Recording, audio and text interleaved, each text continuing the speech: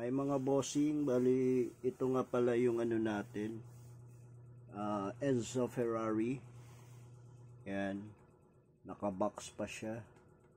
Bali ito, RC car siya na gawa ni Silverlit Electronics. Yan, bali ang kakaiba dito sa RC car na to, meron siyang turn signal light. Yan, meron din siyang brake light. Tapos maganda yung steering control niya with headlight na rin. Tapos yung digital proportional speed. Kumbaga accurate talaga yung ano niya, yung kung saan mo siya ililihis, kung aatras ka. Yan. Signature siya ni Enzo Ferrari. Yan. Sikat yan si Enzo. Ngayon, limited na rin siya eh. Ilalabas natin siya sa box. Medyo malaki siya.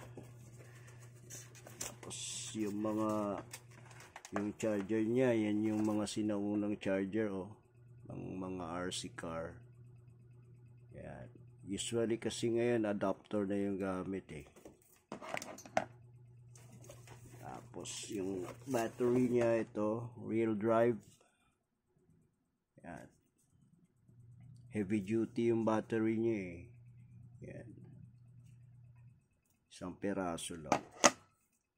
Tapos yung controller niya is ito. Pakita natin. Yan. Ganda na controller. Ayun Ferrari na Ferrari rin siya. Ayun yung mga markings niya sa likod. Yan. So, ilalabas na natin yung mismong Ferrari red.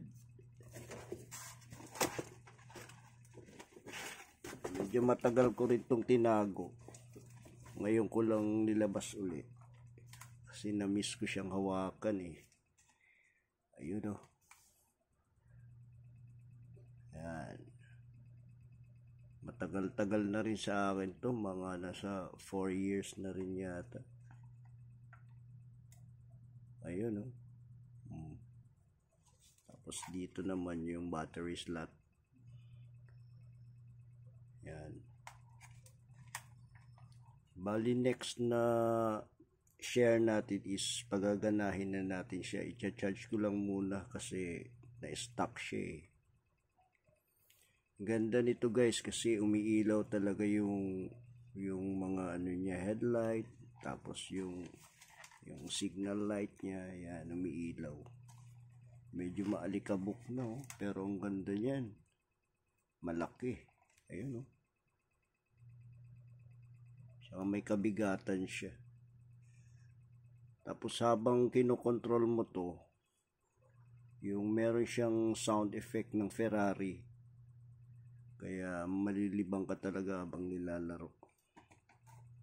Yan.